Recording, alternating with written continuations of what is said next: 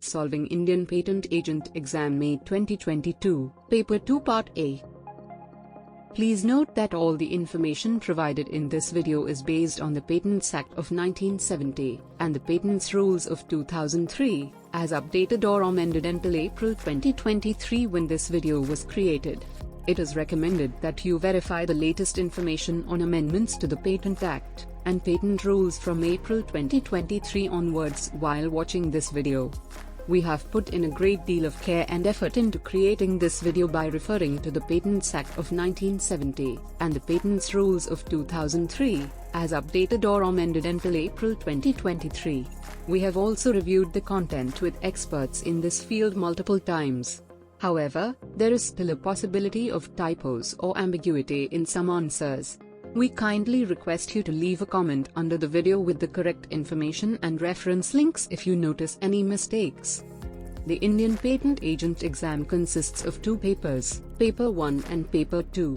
Paper 2 consists of 3 parts, Part A, 20 marks, Part B, 30 marks, and Part C, 50 marks. Paper 2 is a written exam where candidates have to answer descriptive questions related to scenario-based patent specification drafting and interpretation, among others. Candidates have 3 hours to complete this paper. Candidates should read the questions very carefully before answering. Candidate is expected to quote relevant sections and rules as well as prescribed fees and forms in the answer. In this video, we'll be providing solutions to Paper 2, Part A. Part A of the exam includes 4 questions of 5 marks each, and all questions are mandatory, carrying a total of 20 marks. Question 1. Explain the importance of prior art search before filing of patent application and drafting of specification. Let us first explore the concept of prior art search before addressing the question. Prior art search refers to the process of searching and reviewing all the relevant information related to an invention that has been made public before the filing of a patent application. The main objective of prior art search is to identify and analyze all the existing technologies, publications, and patents that may impact the patentability of an invention. Answer to Question 1. Prior art search is a crucial step before filing a patent application and drafting a specification. It is important for the following reasons. Determine the novelty of the invention. Prior art search helps in determining the novelty of the invention. If the invention is already disclosed or claimed in a prior art document, then it may not be patentable as per the novelty requirement of patent laws. Evaluate the inventive step. Prior art search helps in evaluating the inventive step of the invention. An invention can be considered non-obvious or having an inventive step only if it cannot be derived easily by a person skilled in the art from the prior art documents. Identifying scope of invention. A thorough prior art search can help in identifying the scope of the invention. This can help in drafting a comprehensive specification, including relevant details and technical features, which can ultimately lead to a stronger patent. Cost-effective. Conducting a prior art search and identifying similar inventions can help in avoiding unnecessary expenses associated with patent drafting, filing, and prosecution. Avoid potential infringement issues. Prior art search helps in identifying potential infringement issues that may arise if the invention is patented. Avoiding duplication. Prior art search helps to ensure that the invention is novel and non-obvious. If the same invention has already been disclosed or patented, the patent application may be rejected. Therefore, a prior art search helps to avoid duplication and saves time and resources. Overall, conducting a prior art search before filing a patent application is important as it helps in ensuring the patentability of the invention by highlighting the unique aspects of the invention and demonstrating its novelty and non-obviousness, and reduces the chances of rejection of the patent application. Question 2. Suma is a homemaker in rural Karnataka. She has a patent for a fish feed formulation. She has been selling the patented product through e-commerce platforms and has got very encouraging feedback from market. Suma has now realized that the addition of 10% by weight of coconut oil into the formulation extends disintegration time for fish feed pellets in water. Suma knows that addition of coconut oil into the fish feed formulations to extend disintegration is well known in the art. Nevertheless, she approaches you seeking means to protect this improved or modified formulation. How would you advise her? Answer: according to Section 3D and 3E of the Indian Patents Act, 1970 provides that Section 3D, the mere discovery of a new form of a known substance which does not result in the enhancement of the known efficacy of that substance, or the mere discovery of any new property or new use for a known substance, or of the mere use of a known process, machine or apparatus, unless such known process results in a new product or employs at least one new reactant, is not patentable. Section 3E: a substance obtained by a mere admixture resulting only in the aggregation of the properties of the components thereof, or a process for producing such substance, is not patentable. In the case of Suma's improved fish feed formulation, it appears that the addition of coconut oil to extend the disintegration time of the fish feed pellets is a well-known technique to a person skilled in the art, and thus may not fulfill the criteria of inventive step or non-obviousness. As such, it may be difficult to obtain a patent for this modified formulation. Only results in the aggregation of properties, thus making it ineligible for patenting as a modified formulation. Question 3. Mr. Gopi, an applicant from Madhya Pradesh, filed a patent application in his individual capacity along with a request for examination. Patent Office has issued First Examination Report (FER), wherein some documents were cited to prove that invention lacks novelty and inventive step. Gopi now realized that many features of the invention were not disclosed in the specification at the time of the original filing. Gopi asked you to incorporate the missing features in the original specification.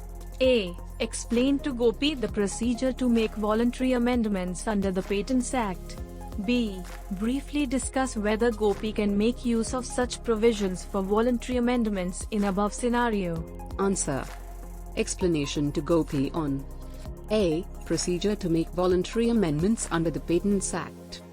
As per Section 57(1) of the Patents Act, an applicant may at any time, by request in writing and payment of the prescribed fee, amend his application or complete specification. As per Rule 81, Sub-Rule 1, and Rule 81 Sub-Rule 2, the request for amendment should be made on Form 13 and should be accompanied by a statement explaining the nature of the amendment and the justification for the amendment. The fee structure outlined in Schedule 1 specifies that a natural person, that is an individual, is required to pay 800 rupees for e-filing, or 880 rupees for physical filing, for amending an application for patent or complete specification before the grant of a patent. Brief discussion with Gopi on B. Whether Gopi can make use of such provisions for voluntary amendments in the above scenario. In the given scenario, Gopi wants to incorporate missing features in the original specification after receiving the first examination report. As per Section 59(1), amendments can only be made by way of disclaimer, correction or explanation for the purpose of incorporating actual facts, and not for introducing new subject matter. Therefore, Gopi may not be able to make use of voluntary amendment provisions in this scenario if the missing features constitute new subject matter. Gopi may be able to make use of voluntary amendment provisions in this scenario if the missing features constitute the same subject matter within the scope of a claim. Question 4. An application was filed with a provisional specification by a Ministry of Micro, Small and Medium Enterprises (MSME) in Ladakh. Subsequently, the MSME made further developments to the invention disclosed in the provisional specification contributed by Bikram, a citizen of Nepal, who joined the MSME after the provisional had been filed. The MSME seeks your advice. A. Whether improvements can be included in the complete specification. B. If Bikram can be mentioned as inventor while filing complete specification. Answer. As an advisor, you may provide guidance to the MSME regarding A. Whether improvements can be included in the complete specification. According to Section 9(1) of the Indian Patents Act, 1970, a complete specification should be filed within 12 months of filing the provisional specification. As per Section 16(1) of the Act, the complete specification may be amended before the grant of a patent. Therefore, the MSME can include improvements to the invention disclosed in the provisional specification while filing the complete specification, as long as the improvements are within the scope of the provisional specification and are not in contradiction to the claims made in the provisional specification. As an advisor, you may provide guidance to the MSME regarding b. If Bikram can be mentioned as inventor while filing complete specification. As per Section 6 of the Indian Patents Act, an invention can be filed for a patent by either the true and first inventor or his assignee. As per Section 28(1) a. That the person in respect of or by whom the request or claim is made is the inventor of an invention in respect of which application for a patent has been made, or of a substantial part of that invention, and b. That the application for the patent is a direct consequence of his being the inventor.